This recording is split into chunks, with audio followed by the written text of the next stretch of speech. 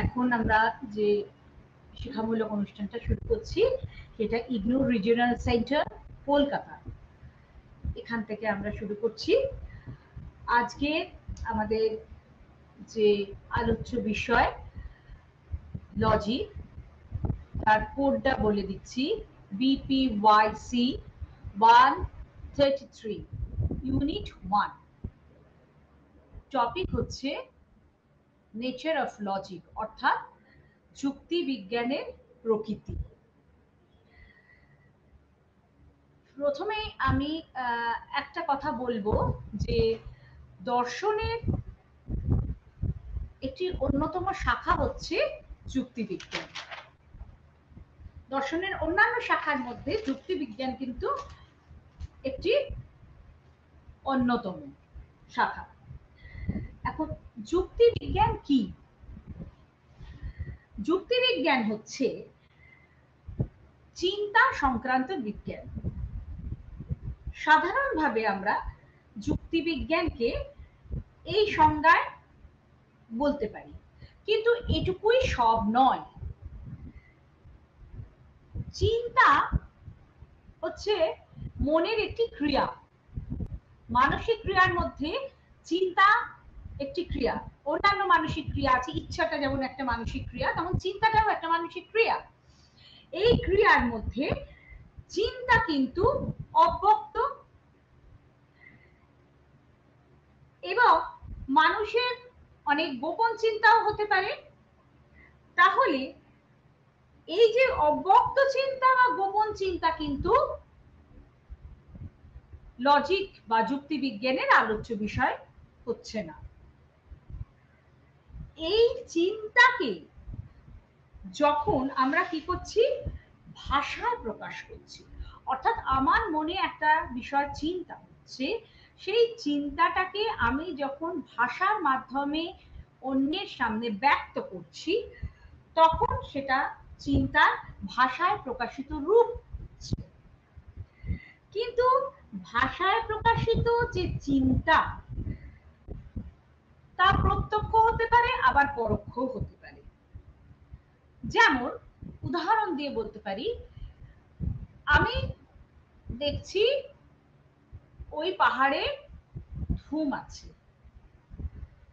এটা আমার প্রত্যক্ষ অভিজ্ঞতা। আমি চিন্তা করছি যে আমি দেখছি ওই পাহাড়ে ধূম আছে। এখন এটা থেকে আমরা কি করতে পারি, একটা অনুমান করতে পারি। সেটা কি, ওই পাহাড়ে তাহলে বহ্নি আছে। এখন কেননা ধূমটা আমি সোজাসুজি দেখেছি, সরাসরি প্রত্যক্ষের বিষয়, সেখানে অন্য কোনো প্রমাণের প্রয়োজন হচ্ছে না। কিন্তু তার থেকে আমি বলতে পারি যে ওই পাহাড়ে বহ্নি আছে, এটা কিন্তু অজ্ঞাত সত্য। অর্থাৎ এটা কিন্তু আমার একটা পরোক্ষ চিন্তা। এখন এই পরোক্ষ চিন্তার ক্ষেত্রে কিন্তু প্রমাণের প্রয়োজন হচ্ছে যে সত্যিই আছে কিনা। তাই যুক্তিশাস্ত্রকে আমরা আবার অন্য একটা ধারণা থেকে বলতে পারি, অন্য একটা দৃষ্টিভঙ্গি থেকে বলতে পারি যে প্রমাণ শাস্ত্র। কারণ এখানে প্রমাণের বিষয় লাগছে, অর্থাৎ আমার যে বক্তব্য, সেই বক্তব্যকে সত্যভাবে প্রকাশ করার জন্য তার সাপোর্টিভ এভিডেন্স বা তার অনুকূলে কিছু প্রমাণ লাগছে, সাক্ষ্য লাগছে। এখন এই যে যুক্তিশাস্ত্র বা লজিক যাকে বলছি, যে পরোক্ষ চিন্তা নিয়ে আলোচনা করছে, তাকেই আমরা বলছি অনুমান বা ইনফারেন্স।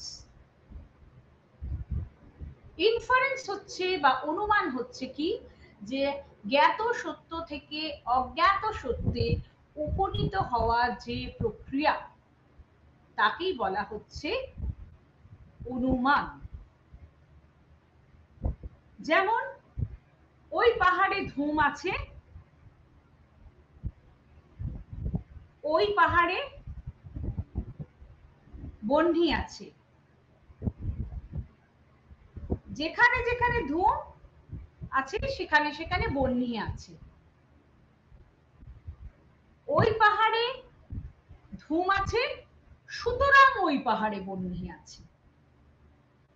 এই যে সম্পূর্ণ যে বচন সমাহারে যে যুক্তি, এই যুক্তিটাকে আমরা বলছি কি অনুমান।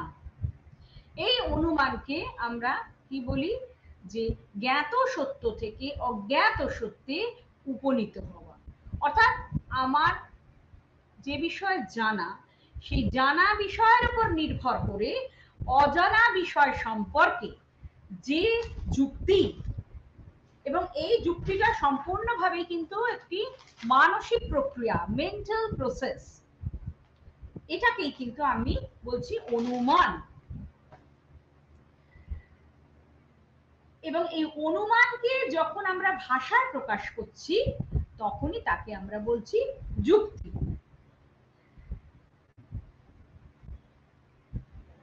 Copy, I.M. কপি তার ইন্ট্রোডাকশন টু লজিক গ্রন্থে যুক্তিবিজ্ঞানকে বলছেন যে অনুমান বা যুক্তি বিজ্ঞান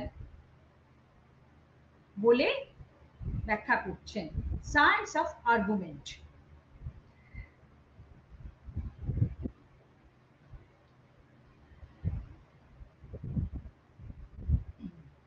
অনুমান, যুক্তিবিজ্ঞানের আলোচনাতে অনুমানের আলোচনা চলে আসছে। অনুমানকে আমরা দেখেছি যে অনুমানের সংজ্ঞা কি, যে জ্ঞাত সত্য থেকে অজ্ঞাত সত্যে উপনীত হওয়া কে যায় অনুমানের ভিত্তিতে। যেমন আমি বলতে পারি যে আকাশ মেঘাচ্ছন্ন, এটা থেকে আমি অনুমান করলাম যে সুতরাং আজকে বৃষ্টি হবে। কেননা আমি জানি যে আকাশ মেঘাচ্ছন্ন থাকলে কোথাও বৃষ্টি হতে পারে, এবং আজকে আকাশ মেঘাচ্ছন্ন, সুতরাং আজ বৃষ্টি হতে পারে। আজ বৃষ্টি হয়েছে এটা আমি বলছি না, আজ বৃষ্টি হতে পারে। আকাশ মেঘাচ্ছন্ন দেখে আমি অনুমান করলাম, মনে মনে আমি চিন্তা করলাম যে আজকে বৃষ্টি হতে পারে। এই যে মানসিক চিন্তা, এই মানসিক চিন্তাকে যখন আমি ভাষায় প্রকাশ করছি তখনই তা যুক্তিতে পরিণত হচ্ছে। আচ্ছা, এবার হচ্ছে যুক্তিবিজ্ঞানের আলোচ্য বিষয়। প্রত্যেকটা সাবজেক্টেরই, প্রত্যেকটি শাখারই কোনো না কোনো আলোচ্য বিষয় থাকে। যেমন যুক্তিবিজ্ঞানের আলোচ্য বিষয় কি, এখানে যুক্তিবিজ্ঞানের আলোচ্য বিষয় হচ্ছে যে যুক্তিটা আমরা করছি সেই যুক্তিটা বৈধ হয়েছে না অবৈধ হচ্ছে, অর্থাৎ ভ্যালিডিটি অ্যান্ড ইনভ্যালিডিটি হচ্ছে যুক্তিবিজ্ঞানের মূল আলোচ্য বিষয়। এখন এই ভ্যালিডিটি মানেটা কি, একটা যুক্তি কখন ভ্যালিড হতে পারে। অবরোহ যুক্তিবিজ্ঞানের নিয়ম অনুযায়ী আমরা বলতে পারি যে একটি যুক্তি বৈধ হওয়া মানে সিদ্ধান্তটি, যুক্তির যে সিদ্ধান্ত, সেই সিদ্ধান্তটি সরাসরি আশ্রয় বাক্য থেকে বা হেতু বাক্য থেকে নিঃসৃত হয়েছে কিনা। একটি যুক্তি গঠিত হয় হেতু বাক্য বা আশ্রয় বাক্য, দুটোকেই আমরা সমার্থক শব্দ হিসেবে ব্যবহার করছি, এবং সিদ্ধান্ত। therefore দিয়ে যে চিহ্ন, যাকে সুতরাং দিয়ে যে চিহ্ন, সেটাই হচ্ছে সিদ্ধান্ত। একটা উদাহরণ দিয়ে ব্যাপারটা বোঝাই। সকল মানুষ হয় মরণশীল, সকল কবি হয় মানুষ। এই দুটি হচ্ছে আশ্রয় বাক্য। এই দুটি আশ্রয় বাক্যের উপর ভিত্তি করে সিদ্ধান্ত করছি, সুতরাং সকল কবি হয় মরণশীল।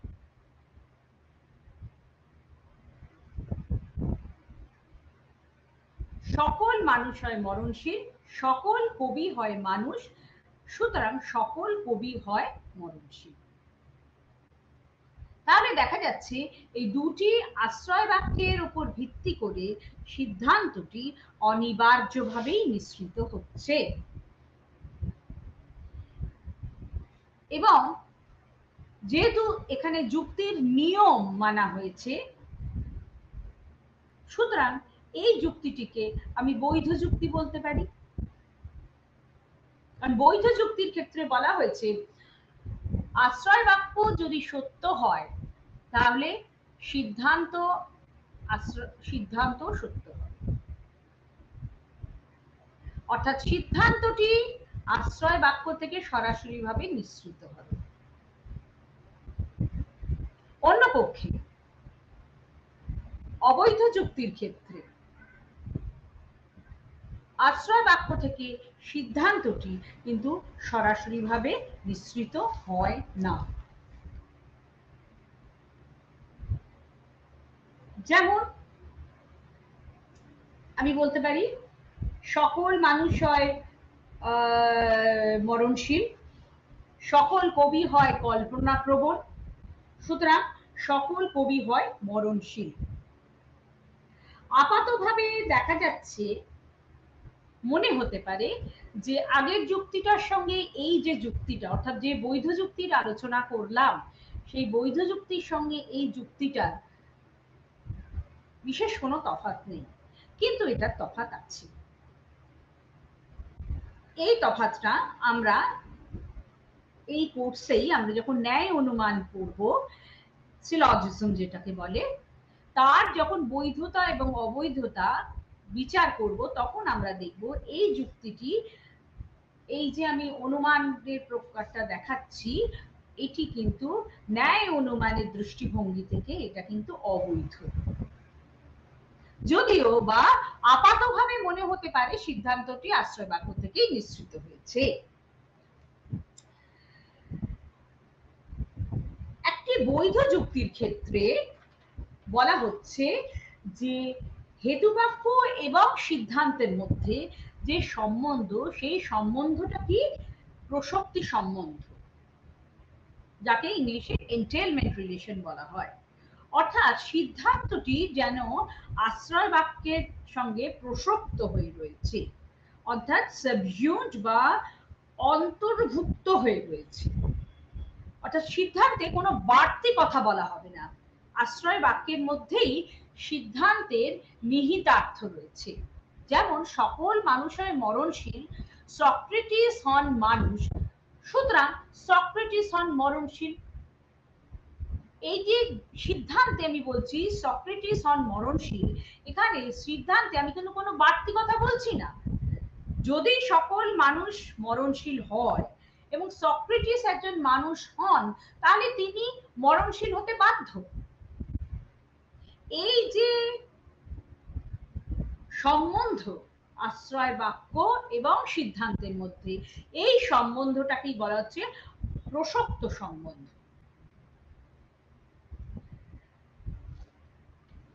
আচ্ছা, আর অন্যদিকে বলা হচ্ছে যে অবৈধ যুক্তির ক্ষেত্রে কিন্তু এই আশ্রয় বাক্য এবং সিদ্ধান্তের মধ্যে সম্বন্ধটা এইভাবে দেখানো যায় না। সেটা ন্যায় অনুমানের আলোচনাতে আমরা আরো বেশি উদাহরণ দিয়ে বোঝাবো। এবং এই প্রসক্ত সম্বন্ধের জন্যই কি হয়, আশ্রয় বাক্য থেকে সিদ্ধান্তটি অনিবার্যভাবে নিঃসৃত হয়।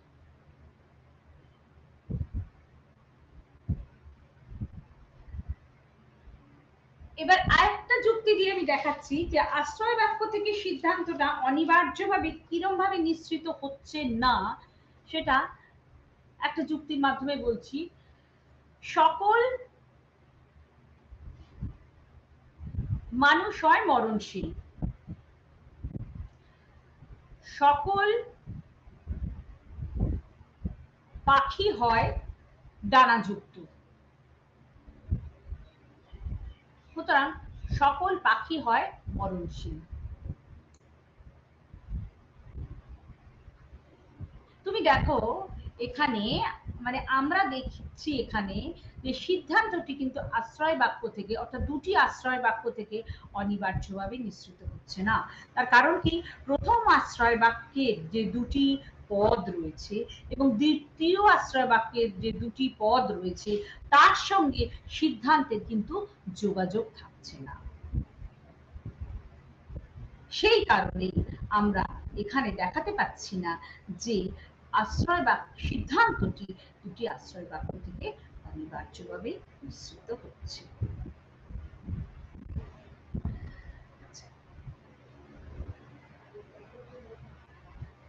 এবারে যে জিনিসটা আমি আলোচনা করব সেটা হচ্ছে অবরোহ যুক্তি এবং আরোহ যুক্তি। এখন যুক্তি কাকে বলে সেটা আমরা আলোচনা করেছি। এখন এই যুক্তিকে সাধারণভাবে আমরা দুভাগে ভাগ করব। একটা যুক্তিকে আমরা বলছি যে অবরোহ যুক্তি, যাকে আমরা বলছি ডিডাকটিভ আর্গুমেন্ট, আর একটাকে বলছি আমরা ইন্ডাকটিভ আর্গুমেন্ট। যে যুক্তিতে এখন কে বলে, যে যুক্তিতে সিদ্ধান্তটি আশ্রয় বাক্য থেকে অনিবার্যভাবে নিঃসৃত হয় সেই যুক্তিকে আমরা বলছি অবরোহ যুক্তি বা ডিডাকটিভ আর্গুমেন্ট। উদাহরণ হলো, সকল মানুষ হয় মরণশীল, সকল কবি হন মানুষ, এরপর সকল কবি হন মরণশীল। ঠিক আছে। অন্যদিকে আরোহ যুক্তি কি, আরোহ যুক্তির ক্ষেত্রে কিন্তু সিদ্ধান্তটি আশ্রয় বাক্য থেকে বা হেতু বাক্য থেকে অনিবার্যভাবে নিঃসৃত হয় না। তাই আরোহ যুক্তির যে সিদ্ধান্ত সেটা কিন্তু সম্ভাব্য হয়, অনিবার্য হয় না। এটা প্রথম বা ডেফিনিশন। প্রথম ডেফিনিশনটা বা সংজ্ঞাটা আমরা করছি, তারপরে উভয়ের মধ্যে কি পার্থক্য সেটা দেখব।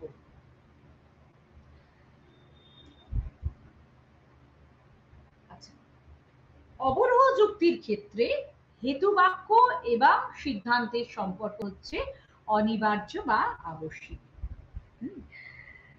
অর্থাৎ হেতু বাক্য যদি সত্য হয় তাহলে সিদ্ধান্ত সত্য হতে বাধ্য।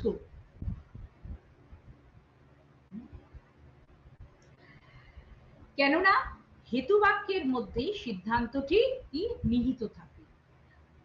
আগেই বলা হয়েছে যে সিদ্ধান্ত এবং হেতু বাক্যের সম্পর্ক হচ্ছে প্রসক্ত সম্বন্ধ, এন্টেইলমেন্ট রিলেশন বলা হচ্ছে। তাই হেতু বাক্য দ্বারা সিদ্ধান্তটি সমর্থিত হয়।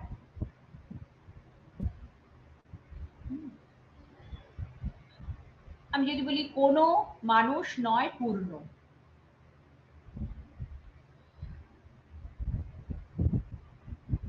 এটা থেকে আমি এমন যুক্তি করতে পারি,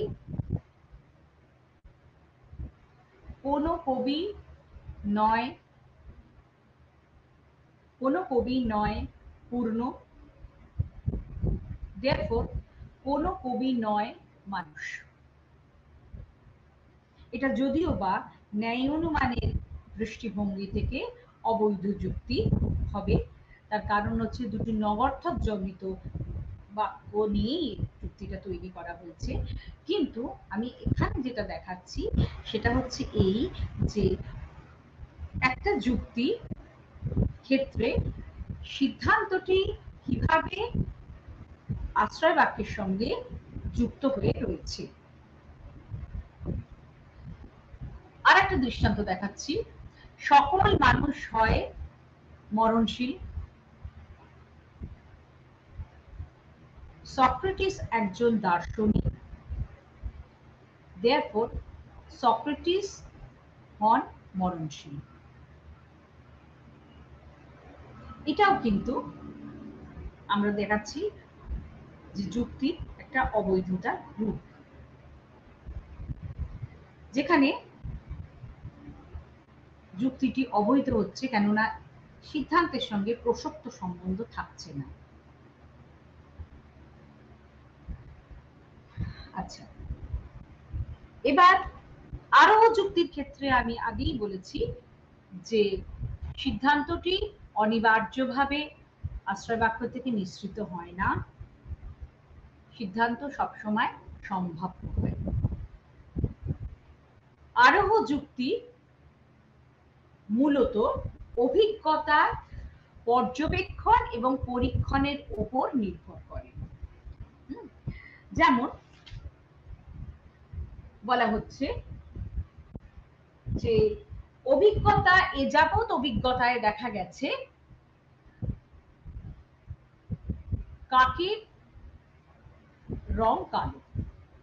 যত কাক দেখা গেছে তত কাকই কালো রঙের, তাদের গায়ের রং কালো। এই অভিজ্ঞতা এবং পর্যবেক্ষণের উপর নির্ভর করে এমন একটা সিদ্ধান্ত করা যায় সকল কাক হয় কালো। এখানে ধরা যাক 100টা কাক দেখা গেছে, সেই কাক এবং তাদের রং কালো, এটা অভিজ্ঞতাতে দেখা গেছে, এটা পর্যবেক্ষণও করা হয়েছে। তার থেকে এই অভিজ্ঞতার উপর ভিত্তি করে এমন সিদ্ধান্ত করা যেতে পারে যে সকল কাক হয় কালো। কিন্তু যেহেতু অভিজ্ঞতার উপর নির্ভর করে এই সিদ্ধান্ত করা হচ্ছে, তাই এই সিদ্ধান্ত কিন্তু সম্ভাব্য।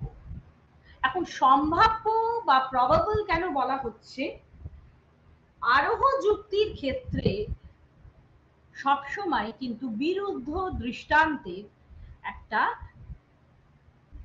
সম্ভাবনা থেকে যায়, অর্থাৎ কাউন্টার এক্সাম্পল যাকে বলা হচ্ছে। এ যাবৎ দেখা গেছে যে যত কাক তাদের রঙই কালো।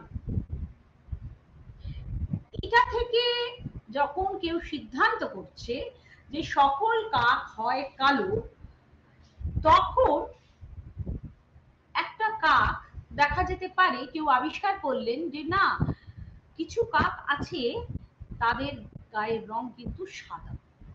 তাহলে এই যে বিপরীত, এই যে দৃষ্টান্তটা, এই দৃষ্টান্তটাই কিন্তু বিরুদ্ধ দৃষ্টান্ত। এই বিরুদ্ধ দৃষ্টান্ত কিন্তু আমার সমগ্র যে যুক্তিটা রয়েছে, এই সমগ্র যুক্তিটাকে কিন্তু নস্যাৎ করে দিতে পারে। কারণ অভিজ্ঞতাতে সবসময় আমরা দেখছি যে বিরুদ্ধ যুক্তির সম্ভাবনা থাকে। সেই কারণে আরোহ যুক্তির ক্ষেত্রে আমরা আশ্রয় বাক্য এবং সিদ্ধান্ত এই দুয়ের সম্পর্ককে কখনোই অনিবার্য বলতে পারছি না। এর মানে সম্বন্ধ হচ্ছে সম্ভাব্য বা প্রবাবল। তার কারণ যে কোনো মুহূর্তে একটি বিরুদ্ধ দৃষ্টান্ত এসে উপস্থিত হতে পারে, যার ভিত্তিতে এই সমগ্র যুক্তিটি নিমেষে কি অবৈধ বলে প্রমাণিত হতে পারে। আচ্ছা, এটা মূল ব্যাপার, মূল মানে তফাতে কথা। আচ্ছা, পরেরটা হচ্ছে যে অবরোহ যুক্তি মানে হচ্ছে অবরোহ, বড় থেকে ছোট, অবরোহণ করা যাকে বলে। অবরোহ যুক্তির একটি অন্যতম নিয়ম হচ্ছে সিদ্ধান্তটি আশ্রয় বাক্য থেকে কখনো ব্যাপক হবে না, অর্থাৎ সিদ্ধান্ত আশ্রয় বাক্য থেকে কখনো বড় হবে না, ছাপিয়ে যাবে না, তাহলে অবরোহ হচ্ছে না। যেমন উদাহরণ দিচ্ছি, এখানে সকল মানুষ হয় মরণশীল, সক্রেটিস একজন মানুষ, therefore সক্রেটিস একজন মরণশীল ব্যক্তি। এই যে যুক্তিটা, এটা অবরোহ যুক্তি। এখানে দেখো সকল থেকে আমি কিন্তু একক, সকলটা হচ্ছে সার্বিক বচন, হ্যাঁ, সামান্য বচন, সেটা থেকে আমি কিন্তু একক একবাচক বচন বা সিঙ্গুলার প্রপোজিশন এ উপনীত হচ্ছি, সক্রেটিস। তাহলে এই যুক্তিটা আমার বৈধ যুক্তি হচ্ছে। অর্থাৎ সিদ্ধান্ত আশ্রয় বাক্য থেকে ব্যাপক হচ্ছে না। এবার আমি যদি এরকম করি যে রাম হয় মরণশীল,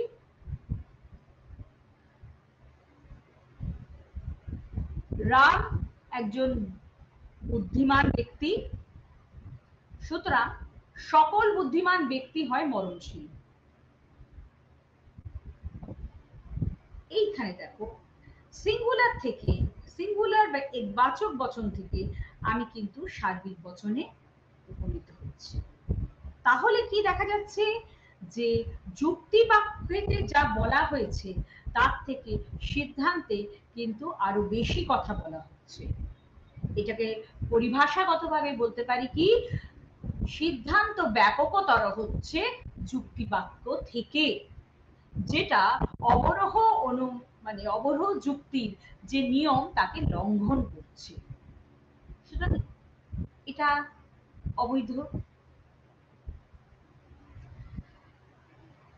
এবার আরোহ যুক্তির ক্ষেত্রে বলছি এই ব্যাপারটা ঠিক উল্টো।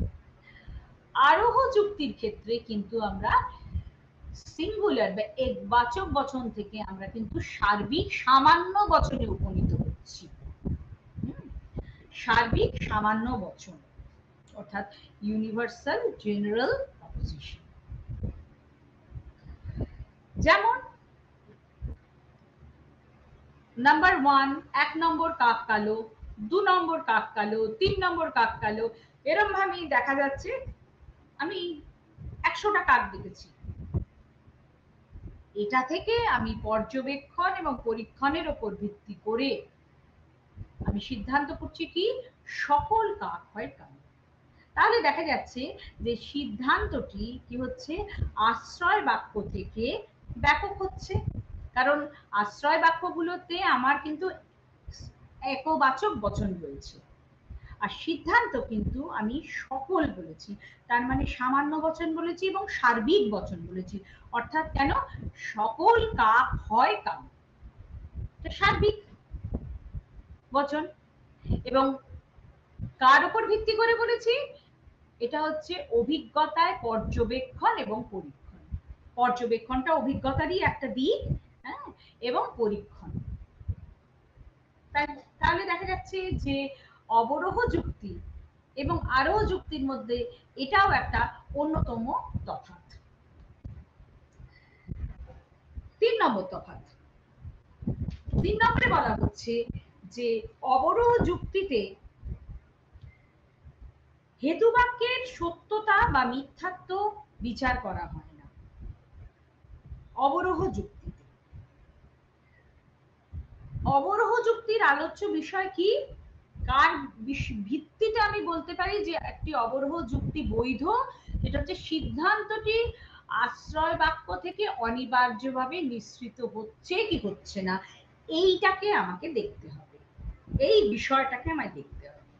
সিদ্ধান্তটা যদি আশ্রয় বাক্য থেকে অনিবার্যভাবে নিঃসৃত হয় তাহলে যুক্তিটি কি বৈধ, সিদ্ধান্তটি যদি আশ্রয় বাক্য থেকে অনিবার্যভাবে নিঃসৃত না হয় তাহলে যুক্তিটি অবৈধ। এটাই অবরোহ যুক্তিতে পরিষ্কারভাবে বৈধতার নিয়মে বলা হয়েছে। এবং অবরোহ যুক্তিতে কোনো অভিজ্ঞতার প্রয়োজন হচ্ছে না, সমস্ত জিনিসটাই কিন্তু অবরোহ যুক্তিতে কি আছে, সিদ্ধান্ত এবং আশ্রয় বাক্যের সম্বন্ধটা হচ্ছে প্রসক্ত সম্বন্ধ। যে প্রসক্ত সম্বন্ধে জানার জন্য কি হচ্ছে না, আমার অভিজ্ঞতার প্রয়োজন হচ্ছে না। A is greater than B, B is greater than C, therefore A is greater than C, এটা জানার জন্য আমার অভিজ্ঞতার প্রয়োজন হয় না। ঠিক আছে, কিন্তু এবং এটাও প্রয়োজন হয় না আমি অবরোহ যুক্তিতে যে বচনটা ব্যবহার করছি সেই বচনটার সঙ্গে বাস্তব জগতের মিল আছে কি নেই। আমি যদি বলি শশশৃঙ্গ আছে, এখন বাস্তবে শশশৃঙ্গ নাই থাকতে পারে, কিন্তু তার জন্য আমার শশশৃঙ্গ আছে এই যুক্তিটা বা এই বচনটা আমার কিন্তু মিথ্যা হয়ে যাবে না। অর্থাৎ অবরোহ যুক্তির কিন্তু অভিজ্ঞতা নিয়ে কোনো আলোচনা করে না। অবরোহ যুক্তির বৈধতা সম্পূর্ণভাবে নির্ভর করছে আশ্রয় বাক্য এবং সিদ্ধান্তের মধ্যে প্রসক্তি সম্বন্ধের ভিত্তিতে, এবং প্রসক্তি সম্বন্ধটা থাকে বলেই সিদ্ধান্তটি আশ্রয় বাক্য থেকে অনিবার্যভাবে নিঃসৃত হয়। অন্যদিকে আমি দেখছি যে আরোহ যুক্তির ক্ষেত্রে কি হচ্ছে, আমাদের অভিজ্ঞতা কিন্তু একটা বিরাট বড় ভূমিকা আলোচনা করছি। তার কারণ আরোহ যুক্তির উপজীব্য হচ্ছে অভিজ্ঞতা, কারণ অভিজ্ঞতা বলেই আমার বিরুদ্ধ দৃষ্টান্তের সম্ভাবনাটা সেখানে উপস্থিত হচ্ছে। অভিজ্ঞতায় এ যাবৎ আমি যা দেখেছি, যা শুনেছি, যা বুঝেছি, তার ব্যতিক্রম যদি কিছু দেখা যায় সেটাই আমার কাছে কিন্তু বিরুদ্ধ দৃষ্টান্ত হিসেবে উপস্থিত হবে।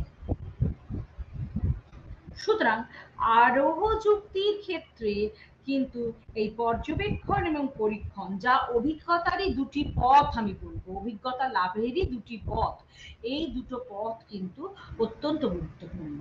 এই দুটো পথ মানে এই দুটো পথের মধ্যে দিয়ে আমরা আরোহ যুক্তির বৈধতাটা বিচার করতে পারি।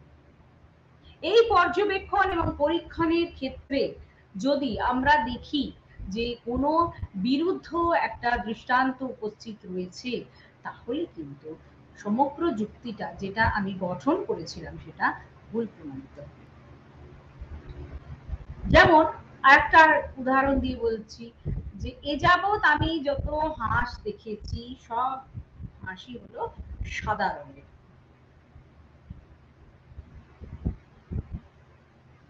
সুতরাং সকল হাঁস হয় সাদা, এরকম একটা যুক্তি করলো। তার অনুকূলে আমি দেখালাম যে আমি 50টা হাঁস দেখেছি আমার অভিজ্ঞতাতে, তার ভিত্তিতে আমি বলছি যে সকল হাঁস হয় সাদা। এবার দেখা গেল যে অন্য একটি দেশে হাঁস এবং সেটা কালো রঙের এবং তাদের সংখ্যাও বেশ অনেক আছে, তাহলে সকল হাঁস হয় সাদা দৃষ্টান্তটি নস্যাৎ হয়ে গেল এই একটি বিরুদ্ধ দৃষ্টান্তের মাধ্যমে।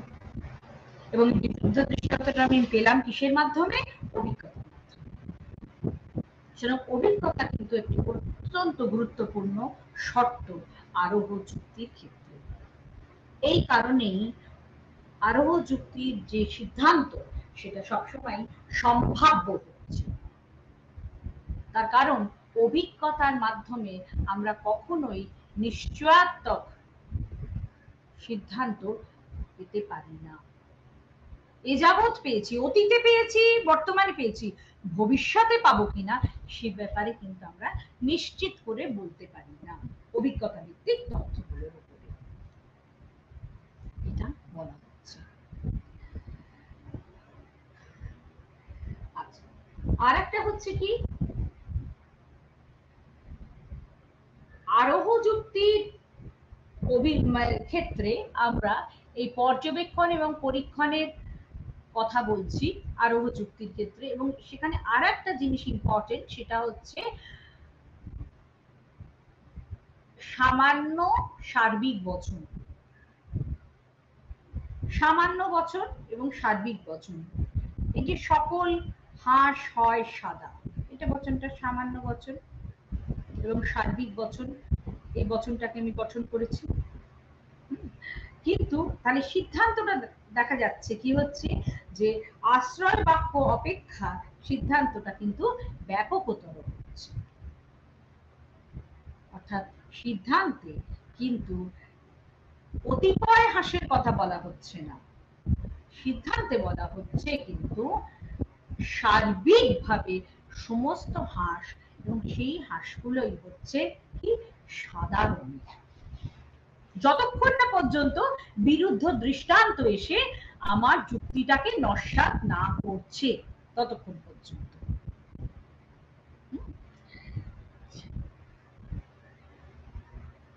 এবার এই যে আরোহ যুক্তির এই বৈশিষ্ট্য, এর ভিত্তিতে বলতে পারি কি, যে সার্বিক নিয়ম আবিষ্কার করা সম্ভব হয়।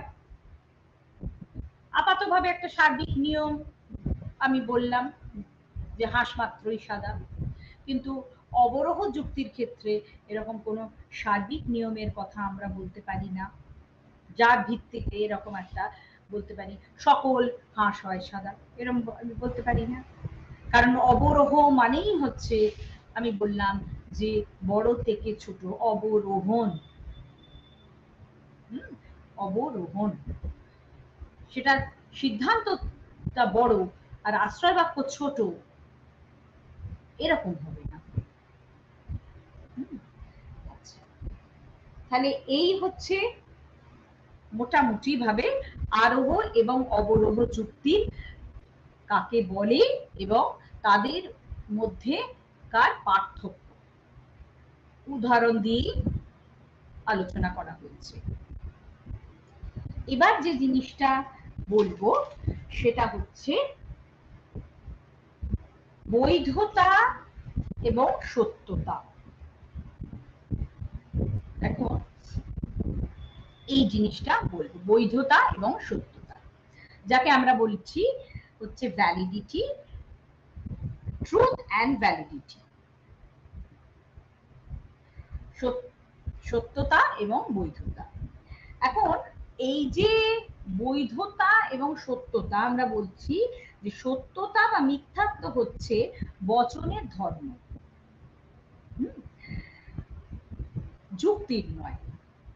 এখন বচন সত্য হতে পারে আবার মিথ্যা হতে পারে। এখন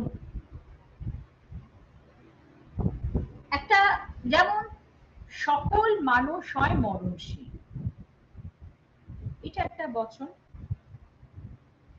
এই বচনটি সত্য।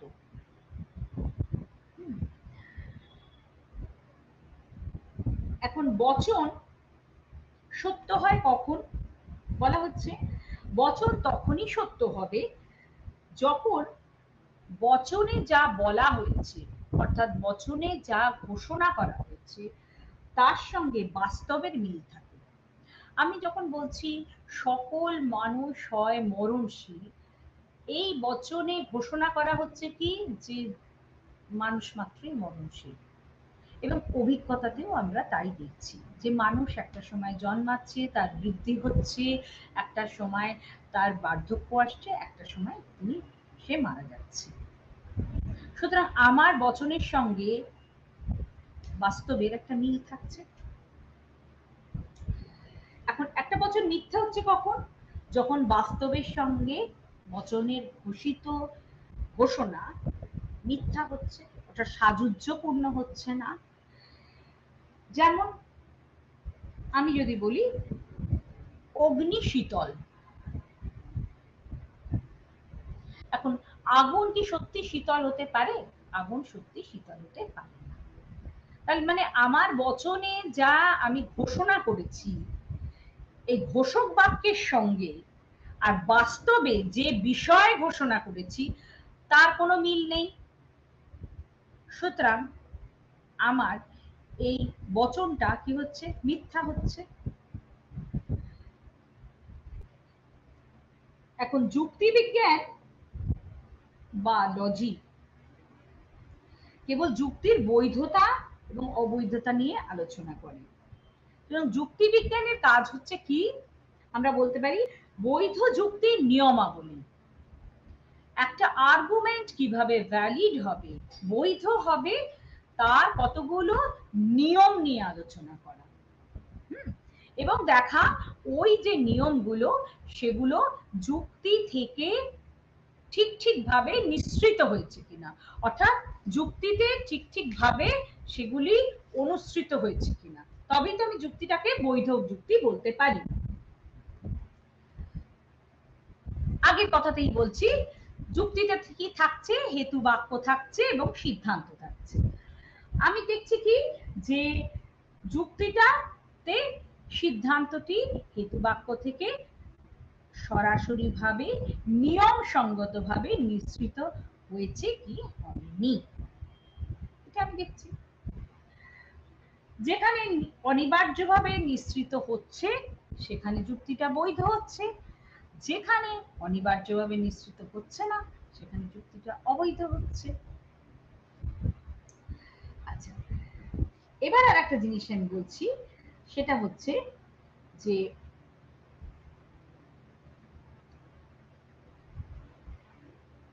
যুক্তিবিজ্ঞানে তাহলে আমরা দেখছি আলোচ্য বিষয় হচ্ছে যুক্তির বৈধতা এবং অবৈধতা। আমরা কতগুলো উদাহরণ দিতে পারি, যেমন একটা যুক্তির মধ্যে আমরা আগে দেখেছি হেতু বাক্য থাকে এবং সিদ্ধান্ত থাকে। এখন বলা হচ্ছে যে হেতু বাক্য সত্য, সিদ্ধান্ত সত্য, তাহলে যুক্তিটা কিরকম হবে? যেমন সকল মানুষ হয় মরণশীল, সকল কবি হয় মানুষ, দেয়ারপর সকল কবি হয় মরণশীল। এখানে দেখা যাচ্ছে যে হেতু বাক্য সত্য, দুটো হেতু বাক্যই সত্য, সিদ্ধান্ত সত্য হয়েছে, সুতরাং যুক্তিটা বৈধ।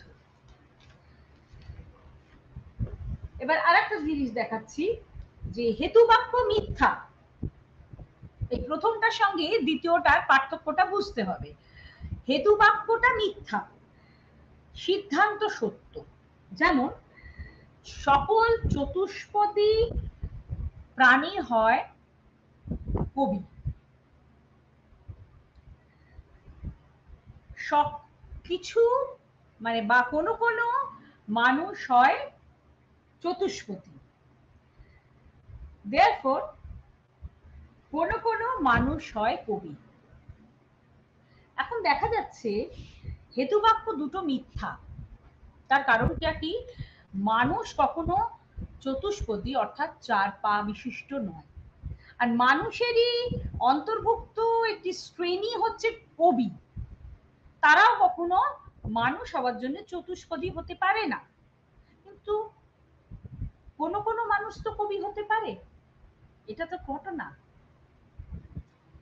সুতরাং এখানে দেখা যাচ্ছে যে হেতু বাক্য দুটো মিথ্যা কিন্তু সিদ্ধান্তটা সত্য। এবার দেখা যাচ্ছে হেতু বাক্য মিথ্যা, সিদ্ধান্ত মিথ্যা, যুক্তিটি কিন্তু বৈধ। যেমন সকল ডানাযুক্ত পাখি মানুষ, সকল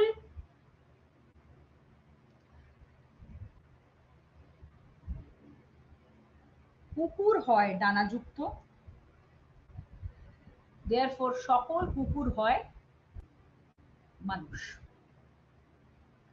এখানে যদি আমরা বলি যে হেতু বাক্য মিথ্যা, সিদ্ধান্ত মিথ্যা, কিন্তু যুক্তিটা বৈধ হচ্ছে, কারণ বচনগুলো যা ঘোষণা করছে তার সঙ্গে বাস্তবের কোনো মিল নেই। কুকুরের ডানা থাকতে পারে না, মানুষেরও ডানা থাকতে পারে না, এবং কুকুর কখনো মানুষও হতে পারে না, সম্পূর্ণভাবে অসঙ্গত। কিন্তু কি করে এটা হচ্ছে বৈধ? এখানে বলা হচ্ছে যে সিদ্ধান্তটি কিন্তু ন্যায়সঙ্গতভাবে আশ্রয় বাক্য থেকে নিঃসৃত হয়েছে, অর্থাৎ যুক্তি অবরোহ যুক্তি বিজ্ঞানের নিয়ম অনুযায়ী কিন্তু নিঃসৃত হয়েছে। সেই কারণে আশ্রয় বাক্যগুলোর সঙ্গে বাস্তবের মিল থাকুক না থাকুক, যদি সিদ্ধান্ত আশ্রয় বাক্যে নিয়ম অনুসরণ করে, অবরোহ যুক্তি বিজ্ঞানের নিয়ম অনুসরণ করে নিঃসৃত হয়, তাহলে যুক্তিটি কিন্তু বৈধ হবে। এবার যেটা বলা হচ্ছে সেটা হচ্ছে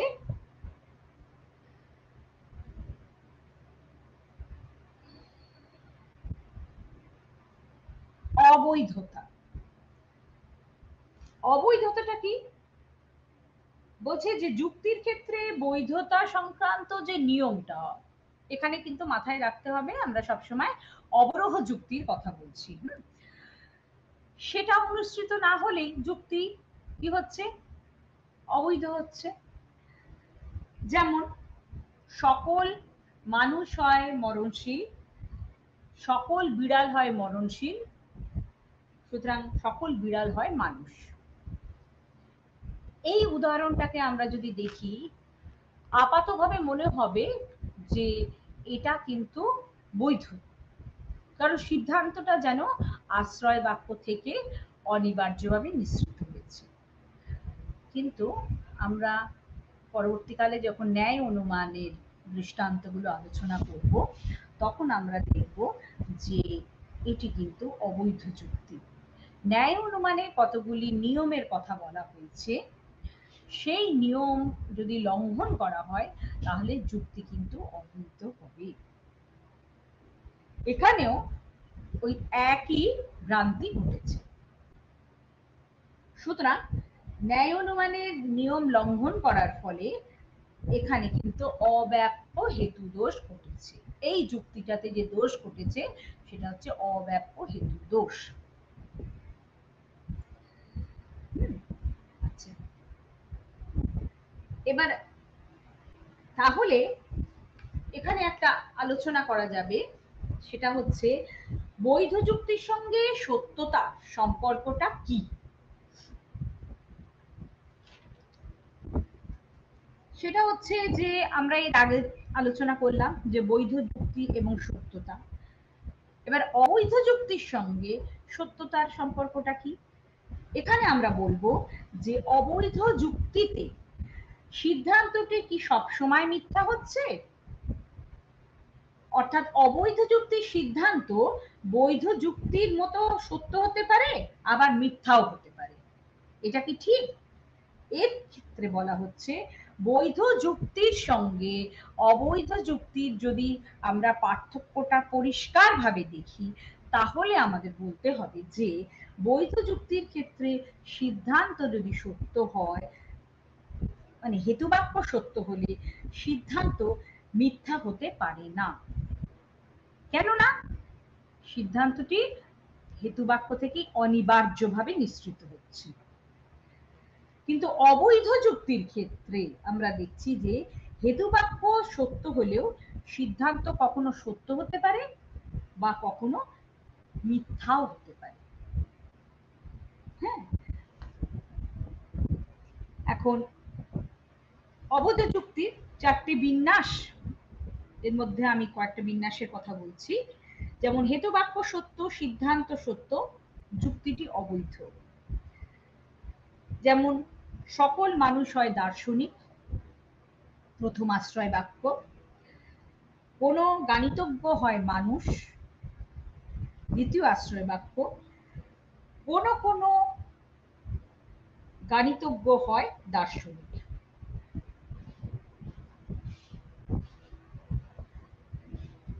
এইটা যুক্তিটা, এটা একটা ন্যায় অনুমানের দৃষ্টান্ত। এই ন্যায় অনুমানে দেখা যাচ্ছে হেতুবাক্য সত্য, কিন্তু সিদ্ধান্তটা সত্য হয়েছে, কিন্তু যুক্তিটি অবৈধ। কেন? আমি আগেই বলেছি যে ন্যায় অনুমানে কতগুলো, অ্যারিস্টটলের ন্যায় অনুমান বলেছেন, ট্র্যাডিশনাল ন্যায় অনুমানে কতগুলো রুল আছে। এই যে নিয়মগুলো যদি লঙ্ঘন করা না হয় তাহলে কিন্তু ওই যুক্তিটি অবৈধ। আচ্ছা, তার মানে আরেকটা আমি উদাহরণ দিচ্ছি, সেটা হচ্ছে হেতুবাক্য মিথ্যা, সিদ্ধান্ত মিথ্যা, যুক্তিটি অবৈধ। সকল মানুষ হয় দার্শনিক, সকল দার্শনিক হয় ডানাযুক্ত প্রাণী, therefore সকল ডানাযুক্ত প্রাণী হয় মানুষ। এই যুক্তিটাতে অবৈধ পক্ষ দোষ ঘটেছে। এটাও ন্যায় অনুমানেরই একটা দৃষ্টান্ত। ন্যায় অনুমানে যেসব দোষের কথা বলা হচ্ছে, যেমন অব্যাপ্য হেতু দোষ, অবৈধ সাধ্য দোষ, অবৈধ পক্ষ দোষ, চারিপদ ঘটিত দোষ, এই সমস্ত দোষগুলো এক একটা যুক্তিতে দেখানো হয়েছে এবং এই দোষদুষ্ট যে যুক্তিগুলো সেগুলো কিন্তু অবৈধ। এখানে ন্যায় অনুমান থেকেই কতগুলো দৃষ্টান্ত আলোচনা করা হচ্ছে, কারণ তার বাইরে তো আমি অবৈধ যুক্তি সন্ধান করা যাবে না, সুতরাং সেখান থেকেই করা হচ্ছে। আমরা ক্রমান্বয়ে ন্যায় আসবো যখন আমরা পরিষ্কারভাবে এই যুক্তিগুলো কেন পক্ষ দোষ হচ্ছে, কেন অব্যাপ্য হেতু দোষ হচ্ছে, সেই বিষয়ে আমরা বিস্তারিতভাবে আলোচনা করব। তাহলে আমরা এখানে দেখছি যে বৈধতা কেবল অবরোহ যুক্তির থাকে, আরোহ যুক্তির থাকে না। অবরোহ যুক্তির ক্ষেত্রেই কেবল হেতুবাক্য এবং সিদ্ধান্তের মধ্যে প্রসক্ত সম্বন্ধ থাকে, অর্থাৎ হেতুবাক্য থেকে সিদ্ধান্তটা অনিবার্যভাবে মিশ্রিত হয়। এবং এই জন্যেই আমরা অবরোহ যুক্তির ক্ষেত্রে দেখছি হেতুবাক্য যদি সত্য হয় সিদ্ধান্ত তাহলে মিথ্যা হতে পারে না। কিন্তু আরোহ যুক্তির ক্ষেত্রে আমরা দেখছি কি হেতুবাক্য এবং সিদ্ধান্তের মধ্যে প্রসক্ত সম্বন্ধ থাকছে না। সিদ্ধান্তটি কিন্তু সামান্য সার্বিক বচনের উপরই প্রতিষ্ঠিত এবং সেখানে পর্যবেক্ষণ এবং পরীক্ষণ এবং আরোহ অনুমানে আর একটা অন্যতম জিনিস হচ্ছে প্রকৃতির একরূপতা নীতি, যে এরকমই হয়ে আসছে। এই যে প্রকৃতির একরূপতা নীতি প্রকৃতিতে এরকমই ঘটে আসছে, তাহলে সমস্তটাই কিন্তু আমাদের অভিজ্ঞতা বা অবজারভেশনের উপর নির্ভর করছে। সেই জন্য আমরা বলতে পারি যে আরোহ যুক্তির ক্ষেত্রে হেতুবাক্য এবং সিদ্ধান্তের মধ্যে প্রসক্তি সম্বন্ধ কিন্তু থাকে না। হেতুবাক্য সেক্ষেত্রে সত্য হলেও সিদ্ধান্ত মিথ্যা হতে পারে, কেননা কোনো বিরুদ্ধ দৃষ্টান্ত যদি উপস্থিত হয় তাহলে কিন্তু হেতুবাক্য সত্য হওয়া সত্ত্বেও ওই একটা বিরুদ্ধ দৃষ্টান্তের উপস্থিতি সমগ্র যুক্তিটাকেই কিন্তু অবৈধ বলে প্রমাণ করতে পারে।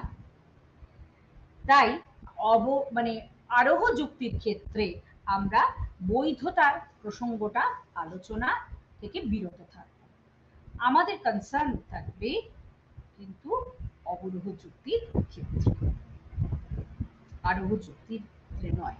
তাহলে আজকে যে জিনিসটা আমি বললাম সেটা হচ্ছে এক যুক্তি বিজ্ঞানের সংজ্ঞা। এই যুক্তি বিজ্ঞানের সংজ্ঞা বলতে গিয়ে যুক্তি বিজ্ঞান কাকে বলে, অনুমান কাকে বলে এবং অনুমান আর যুক্তির মধ্যে পারস্পরিক সম্পর্ক, কপির ডেফিনিশন। এবার আর একটা জিনিস যেটা আলোচনা করেছি সেটা হচ্ছে যুক্তি বিজ্ঞানের আলোচ্য বিষয়, সেখানে আমি বৈধ এবং অবৈধ এই বিষয়টা আলোচনা করেছি। একটা যুক্তি কখন বৈধ হচ্ছে, একটা যুক্তি কখন অবৈধ হচ্ছে এবং দৃষ্টান্ত দিয়ে। তারপরে যেটা আলোচনা করেছি অবরোহ যুক্তি কাকে বলে, আরোহ যুক্তি কাকে বলে, অবরোহ যুক্তির বৈশিষ্ট্যগুলো কি কি, আরোহ যুক্তির বৈশিষ্ট্যগুলো কি কি। তারপরে যে আলোচনাটা শেষ ধাপে গিয়ে হয়েছে সেটা হচ্ছে সত্যতা কি বলে। সত্যতা বচনের সত্যতা বলতে কি বোঝানো, এবং বৈধতা বলতে কি বোঝানো হয়? সত্যতা এবং বৈধতার পারস্পরিক সম্পর্ক, সত্যতা এবং অবৈধতার পারস্পরিক সম্পর্ক, এই বিষয়গুলো আজকে সম্পূর্ণভাবে আলোচনা করা হচ্ছে।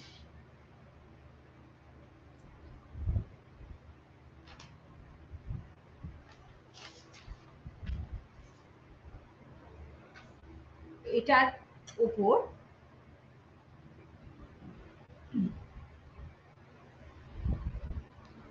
আর একটা জিনিস আমি বলে দেবো, সেটা হচ্ছে যে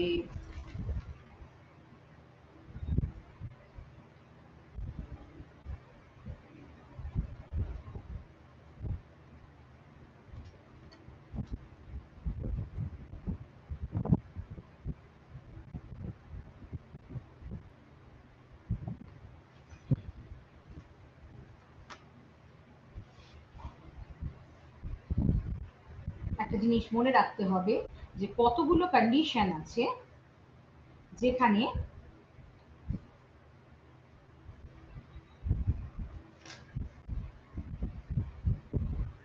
হেতুবাক্য সত্য, সিদ্ধান্ত সত্য, যুক্তিটা অবৈধ হচ্ছে। হেতুবাক্য সত্য, সিদ্ধান্ত মিথ্যা, যুক্তিটি অবৈধ হচ্ছে। হেতুবাক্য মিথ্যা, সিদ্ধান্ত সত্য, যুক্তিটি অবৈধ হচ্ছে। আর হেতুবাক্য মিথ্যা, সিদ্ধান্ত মিথ্যা, যুক্তিটি অবৈধ হচ্ছে। এই যে বিন্যাসটা, এই বিন্যাসটা কিন্তু মাথায় রাখতে হবে এবং এই বিন্যাসটার ওপর ভিত্তি করে আমরা যুক্তিগুলো গঠন করে আমরা দেখব যে কিভাবে যুক্তিটি অবৈধ হচ্ছে।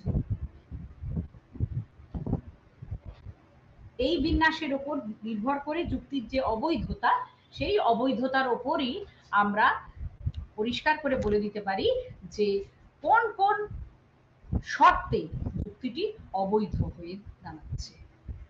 আর বৈধতার জায়গাটা তো পরিষ্কার করাই হয়েছে, সেটা হচ্ছে আশ্রয় বাক্য থেকে সিদ্ধান্তটি যখন অনিবার্যভাবে নিঃসৃত হচ্ছে, সেখানে বৈধতার কথা বলা হচ্ছে।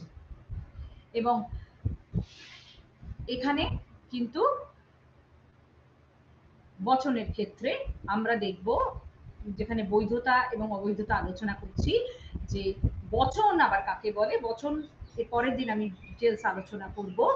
সেক্ষেত্রে কিন্তু বচন কি আছে, একটা ঘোষক বাক্য, বচনে কিছু না কিছু ঘোষণা করা হয়, সেটার সঙ্গে বাস্তবের যদি মিল থাকে তাহলে বচনটা সত্যতা হচ্ছে, আর সেটার সঙ্গে যদি মিল না থাকে তাহলে বচনটা মিথ্যা হচ্ছে। আজকে এই পর্যন্ত, নমস্কার।